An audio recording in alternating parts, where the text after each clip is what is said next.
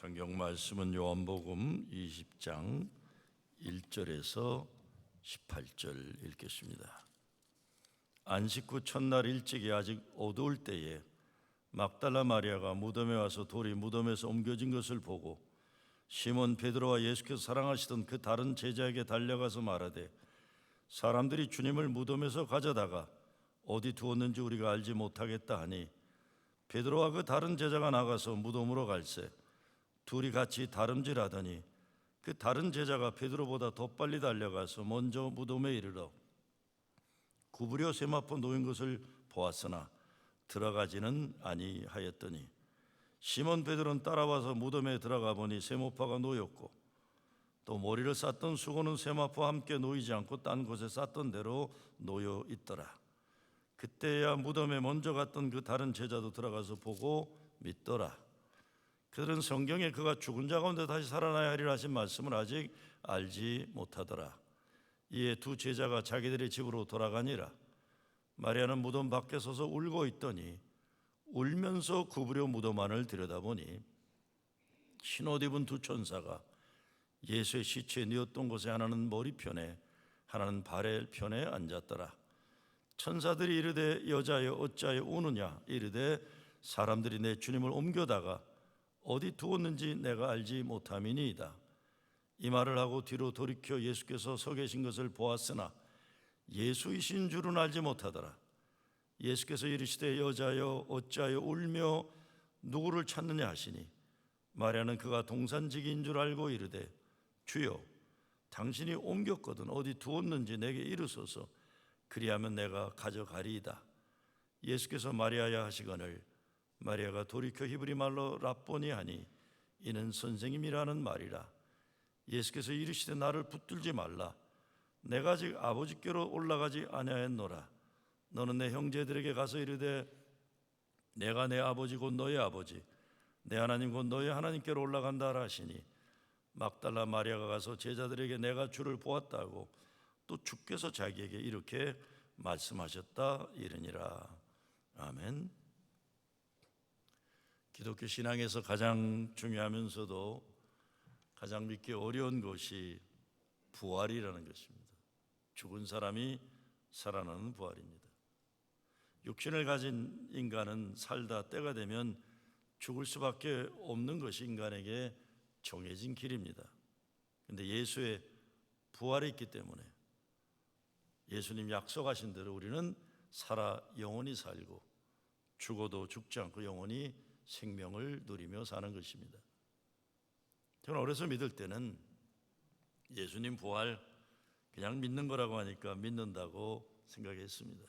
그러다가 인생이 죽어서 끝나기에는 너무 억울하고 슬픈 죽음들을 생각하면서 그 부활이 있어야 그래도 의미가 있지 살 수 있지 그렇지 않으면 그 고귀하고 아름다운 사람들의 죽음이 패배와 실패가 된다는 생각을 했습니다. 그러니까 그렇게 믿고 싶었던 거예요. 근데 그게 아니었습니다. 예수의 부활이란 내가 믿거나 믿고 싶거나 믿고 싶지 않거나 그것에 좌지우지되는 것이 아닙니다. 내가 이론으로 생각으로 정리되는 것도 아닙니다. 경험되는 것도 좋지만 인간은 스스로의 경험에 속는 경우가 얼마나 많은지 모릅니다. 그래서 우리의 믿음은 오직 성경에서 예수님 말씀하신 그 말씀 믿는 것입니다. 요한복음 20장에 보면 예수님 부활하시고 보지 못했으니 믿지 못하겠다고 하는 도마를 찾으셔. 그래서 도마로 하여금 나의 하나님, 나의 주님이시여 나의 하나님이시니다 초대교회의 고백을 가능하게 합니다. 그리고 예수님은 도마에게 보지 못하고 믿는 자들은 복되도다 말씀하십니다. 그리고 20장 마지막 바로 31절 말씀에 보면 요한복음이 쓰여진 목적에 대해 이렇게 말하고 있어요. 오직 이것을 기록함은 너희로 예수께서 하나님의 아들 그리스도이심을 믿게 하려 함이요 또 너희로 믿고 그 이름을 힘입어 생명을 얻게 하려 함이니라. 그래서 저는 예수 믿고 예수의 이름 힘입어서 생명을 얻는다는 것이 살아가면서 무엇인지 계속 깨닫고 있습니다. 그리고 예수님이 약속하신 나에게 생명 주신 그 말씀 믿고 살아가는 것이 얼마나 중요한가 귀하게 여기고 있어요. 경험되어야 보아야 믿는 것이 아니라 먼저 믿어야 보이고 경험이 되는 것입니다. 에릭 사워라는 신학자는 이렇게 말합니다. 부활절은 예수님의 부활이 예수 믿는 성도의 부활이 되는 것이다. 우리는 두 개의 부활절 사이에 살고 있다. 예수님의 부활과 우리의 부활 사이에 우리가 살고 있는 것이다. 우리는 예수님의 부활이 주는 믿음의 능력을 가지고 우리의 부활을 향해서 달려가는 사람들이다. 우리의 부활을 향해서 달려가는 사람들이다. 예수를 믿으면 우리는 죽음의 권세에 붙잡혀 사는 것이 아니라 죽음을 이긴 부활의 증인으로 살아가는 것입니다. 그래서 우리에게 매 주일 예배는 작은 부활주일 예배죠. 우린 모두 예수님 때문에 죽었다가 살아난 사람들이기 때문입니다. 그래서 예수님 부활은 예수님 말씀하신 말씀 그것이 이루어진 것이. 예수님이 분명하게 십자가 달려 죽으시고 3일 만에 다시 살아난다고 말씀하셨지만 아무도 믿지 않았습니다. 오늘 말씀 9절에 보아도 제자들이 그 말씀을 아직 알지도 못했다고 했어요. 무덤에 뛰어갔으면서도. 그나마 예수님 돌아가시고 무덤에 갇히셨을 때 시체라도 향료라도 발라드리기 위해 의리 지키기 위해 마리아가 왔어요. 그래서 마리아 역시 예수님 죽으신 것을 당연히 전제했지 살아나실 것이라는 생각은 하지 않았던 겁니다. 그러니 무덤을 가로막았던 돌이 옮겨진 것과 시체가 없는 것을 보았을 때 이게 예수님이 말씀은 그 말씀이신가? 혹시 예수님이 살아나지 않으셨을까? 조금이라도 생각했으면 좋겠는데 그러지 못했어요. 그냥 울고만 있습니다. 이것이 인간의 한계죠. 사람은 자기 경험과 자기 지식의 틀을 벗어나지 못해요. 그러나 그래도 마리아는 무덤을 떠나지 않고 사랑하는 예수님에 대한 마지막 도리를 다하기 위해 그 자리에 있었기 때문에 부활하신 주님을 만납니다. 베드로하고 요한이죠. 왔다 그냥 돌아가고 말았던 거예요. 남자 두 제자. 무덤이 비어있는 거 보고 돌이 굴려진 걸 보고도 그냥 집으로 가고 말았어요. 약속을 믿는다는 것이 얼마나 귀한 것인지 모릅니다. 몇 년 전에 암에 걸려 세상을 떠나야 하는 4살짜리 어린아이 이야기가 인터넷에 올라온 적이 있어요. 4살짜리인데 이제 암 때문에 떠나야 돼요. 떠나야 하는 시간이 가까울수록 아이는 엄마에게 더 밀착하고 집착하게 됩니다. 가까이 있고 싶어요. 그런데 그 아이가 엄마에게 한 말이 많은 사람의 가슴을 울린 인터넷에 이야기가 있었어요. 어린아이가 엄마에게 말합니다. 엄마, 나는 엄마가 말한 대로 천국 가는 거지? 내가 천국 가서 놀고 있으면 엄마가 나중에 와서 같이 놀 거지? 엄마가 약속했지? 엄마가 약속했기 때문에 이 어린아이는 세상 떠나는 것을 두려워하지 않아요. 아이는 아무것도 모릅니다. 그러나 엄마가 자기를 사랑하는 것 이것만큼은 확실히 알아요. 그래서 엄마가 말해줬기 때문에 약속했기 때문에 믿는 것입니다. 예수님 십자가에 죽으셨어요. 저와 여러분의 죄를 대속하기 위해 자기 생명을 우리의 생명과 맞바꿔 마신 것이에요. 근데 예수님은 반드시 살아난다 말씀하셨어요. 그리고 정말 살아나셨고 제자들을 찾아오셨어요. 내가 살았으니 너희도 살리라. 그 약속 믿고 지금 이 땅에서부터 예수님 사셨으니 나도 죽음 권세에 짓누르지 않고 부활의 증인이 되어 산다는 이 믿음이 이 부활의 신앙입니다. 이 부활의 신앙은 예배를 통해서 이루어져요. 예배를 통해서 그래서 우리는 나 자신의 생각과 경험으로 모든 것을 판단하려는 그 틀을 벗어나는 겁니다. 예배를 통해 거룩하고 위대한 그분 하나님을 두려워하는 마음을 가지게 되는 것입니다. 그 두려운 마음이란 하나님의 크고 놀라운 사랑과 은혜의 역사심에 지극히 나는 작은 먼지 같은 존재임을 깨닫는 겸손함입니다.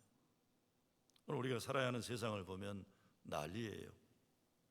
멀리로는 우크라이나 전쟁이고, 보세요. 이게 전쟁이 끝난 다음에 얼마나 큰 희생과 죽음이 있어 우리는 알 길이 없어요.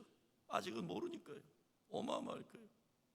또 가까이 보면 우리가 살고 있는 세계 최고 도시라고 하는 뉴욕에서 일어나고 있는 일들, 쉬지 않고 일어나고 있는 사람을 함부로 죽이는 사건들, 기가 막힌 거예요.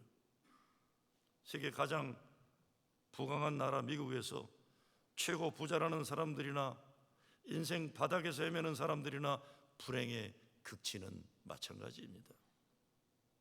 세상 모든 문제 해결책을 단 한마디로 말한다는 건 불가능합니다.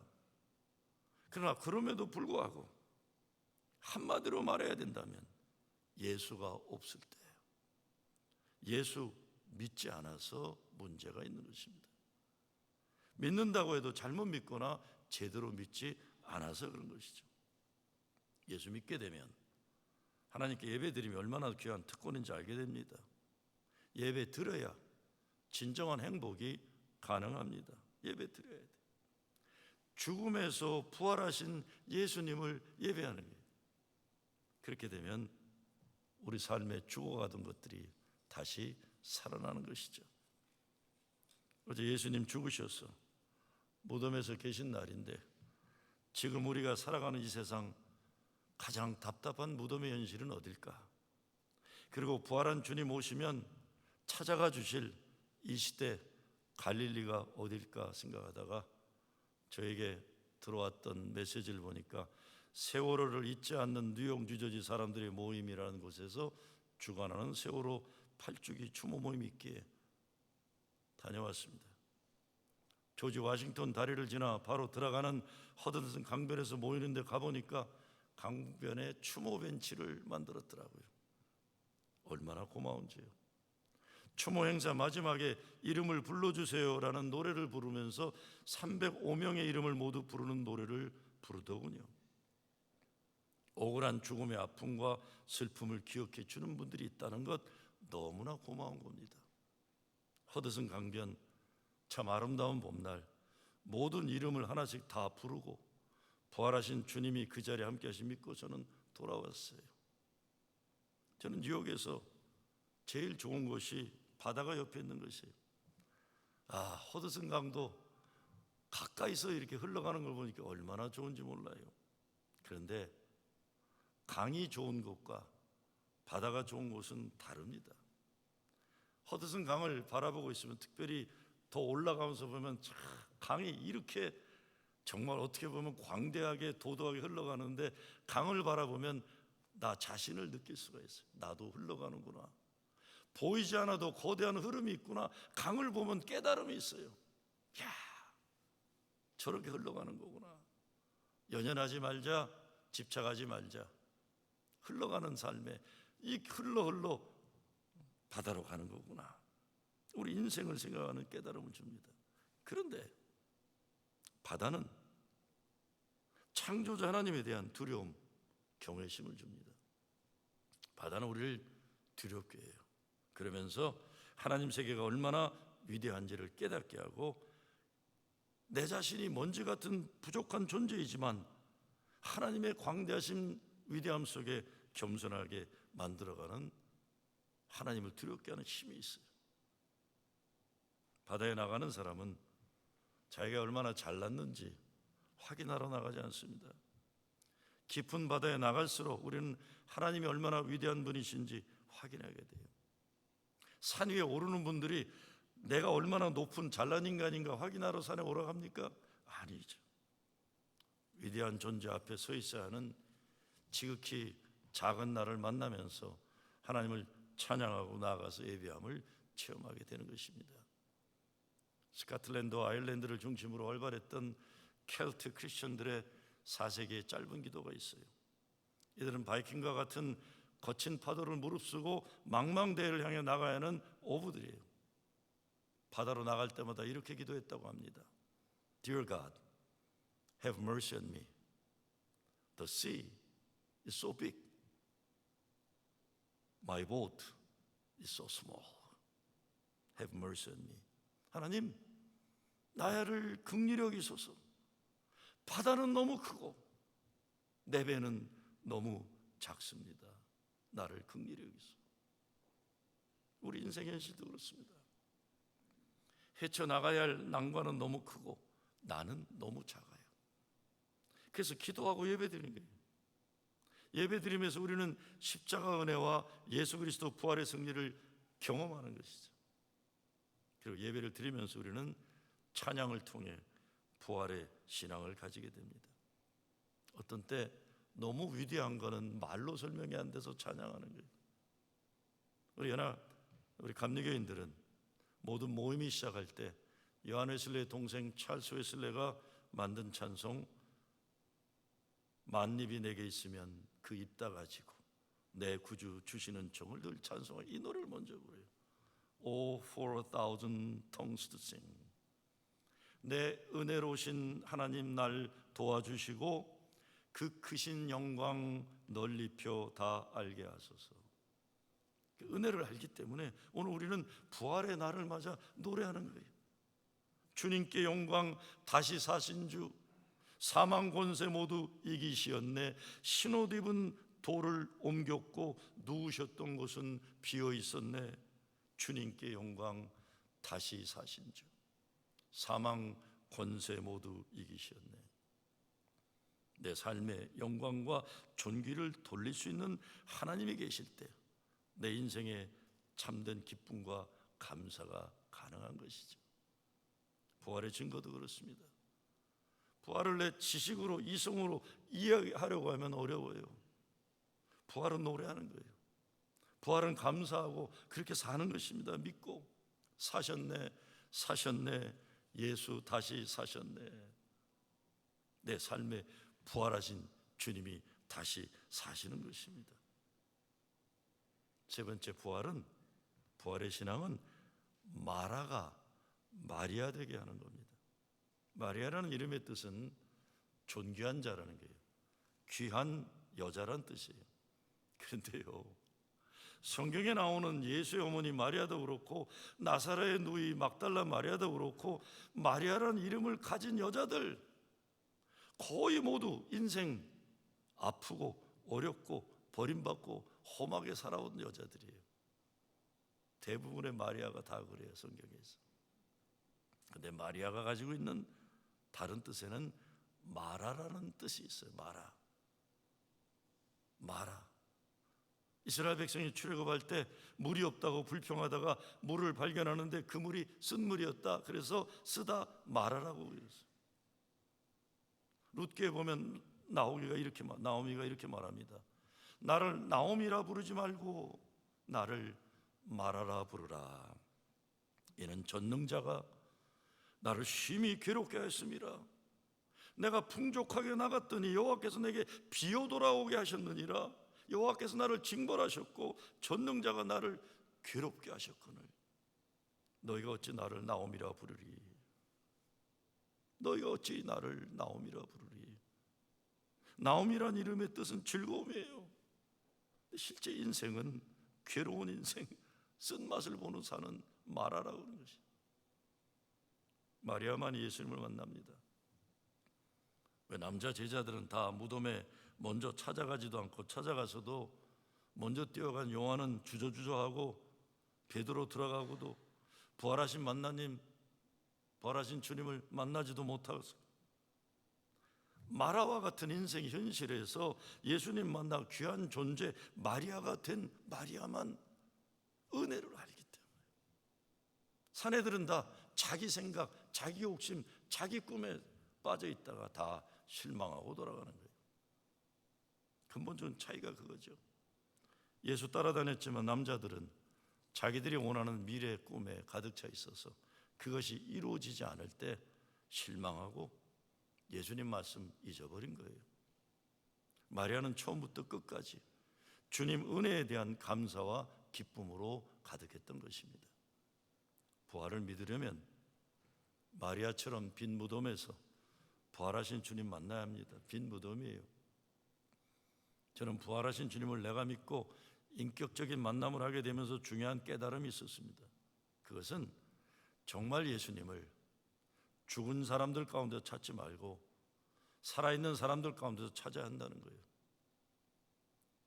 예수님은 살아나셨기 때문에 그래요. 죽음이 담긴 무덤 속에 헤매는 것이 인생 현실일 수 있습니다. 그러나 무덤 문이 열렸으면 나와야죠. 왜 거기서 계속 그러고 있어요? 정말 여러분들도 부활의 증거를 찾으려면 여러분 자신을 보면 무덤 문이 열린 것을 경험할 수 있어요. 여러분 자녀들을 보면, 삶을 보면 열려주시는 하나님의 역사가 있어요. 우리가 이렇게 살아있다는 자체, 그래서 부활의 주일날 이렇게 예배드린다는 이 자체가 하나님의 은혜와 사랑 역사인 것이에요. 정말 매주일 우리를 살려주신 하나님, 우리가 함께 살아계신 하나님 사랑과 은혜 때문에 예배 자리에 설 수 있는 것입니다. 때로는 삶의 현실이 무덤 속보다 더 치열하고 힘들 수 있습니다. 그래서 자꾸 무덤 속으로 들어가고 싶어요. 아유, 혼자 있고 싶다. 싫다. 어두운데 혼자 있고 싶다. 사람 꼴 보고 싶다. 내 모습을 보이고 싶지도 않다. 무덤이 편하게 느껴질 수가 있어요. 그것만이 아니라 어떤 때 사람들은요, 아픔과 슬픔 있는 사람들을 무덤 속에 자꾸 가두어두려고 하는 못된 심성들이 있어요. 거기 너 있어야지 왜 나오냐. 목사님, 저 여자 왜 이렇게 행복하대요? 불행해야 할 여자가. 못돼 먹은 사람들 참 많아요. 나만 행복해야 되는데 왜 저 사람이 행복합니까? 세상 조건이 행복하면 안 되는 사람이 자꾸 무덤으로 집어넣으려고 해요. 너 거기 있어라. 무덤에 집어넣고도 모자라서 큰 돌을 앞에 가둬놓고 있어요. 그리고 밖에서 욕하고 저 사람 벌 받는 거다 그러고. 근데 오늘 성경 말씀 우리에게 주는 말씀은 이런 거 받아들이지 말라는 거예요. 거부하라는 거예요. 아니다. 나는 부활하신 주님과 함께 무덤을 나왔다. 네가 뭔데 나도 무덤 속에 다시 집어넣냐. 담대하게 외치고 그렇게 살아요. 네가 뭔데 나의 행복을, 내 주님이 내게 주신 자유와 해방을 가로막으려 하느냐. 하나님이 저와 여러분의 삶을 죽음에서 생명으로 옮겨 놓으셨기에 이렇게 여기 예배의 백성으로 오늘 존재하고 있습니다. 아마 여러분도 오늘 우리가 여기에서 하나님께 찬양 드리고 영광 돌릴 예배의 백성을 존대하는 그 자체가 십자가에서 죽고 부활하신 주님 은혜 때문이라는 것 동의하실 거예요. 오늘이 바로 우리 모두의 생명과 사랑을 가능케 하는 예수 그리스도 부활하신 날입니다. 그분이 내가 살았으니 너희도 살리라 하시기에 우리가 사는 거예요. 마지막으로 부활신앙은 부활의 증인으로 사는 겁니다. 18절 말씀이 이렇게 되어 있어요. 막달라 마리아가 가서 제자들에게 내가 주를 보았다 하고 또 주께서 자기에게 이렇게 말씀하시다 이르니라. 막달라 마리아는 제자들을 찾아가서 두 가지 사실을 말합니다. 첫째는 내가 주를 보았다 하는 거예요. 봤다. 둘째는 주께서 이렇게 말씀하셨다. 우리가 매주일 예배를 드리고 나가 세상에 하는 일이 바로 이겁니다. 내가 주를 보았다. 그리고 주께서 내게 말씀하신 것들을 삶에서 실천하는 것입니다. 여기에 예수님이 주신 행복이 있고 축복이 있고 생명이 있고 사랑이 있는 것입니다. 예수님 부활하시고 갈릴리로 가셨어요. 갈릴리 예수님이 제자들을 모아 하나님 나라 운동을 시작한 첫사랑의 땅이에요.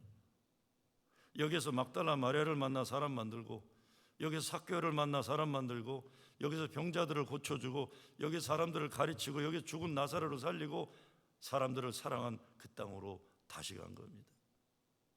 부활 증인의 사명은 더 이상 죽음의 기운으로 사로잡혀 있던 역사를 거부하고 사랑과 생명의 하나님 나라 구원 역사를 위해 고향 땅 갈릴리로 돌아가는 것입니다. 예수님이 갈릴리에서 만나자는 뜻이 뭐겠습니까? 돌아가야 할 그곳으로 돌아가는 거예요. 집으로 돌아가는 거예요. 다시 사랑과 생명의 새 역사를 시작하기에 돌아가서 미움이 아니라 사랑을 회복하는 겁니다. 절망이 아니라 소망을 회복하는 겁니다. 죽음의 노예로 살기를 거부하고 예수 사랑과 생명을 살아내는 것입니다. 이제 더 이상 사람 죽이는 일로 세월 버리지 않고 사랑하고 소망하고 생명을 위해 남은 인생을 투자하는 것입니다. 갈릴리 살아나신 예수님을 만나야 합니다. 제자들은 부활하신 님을 만났어요.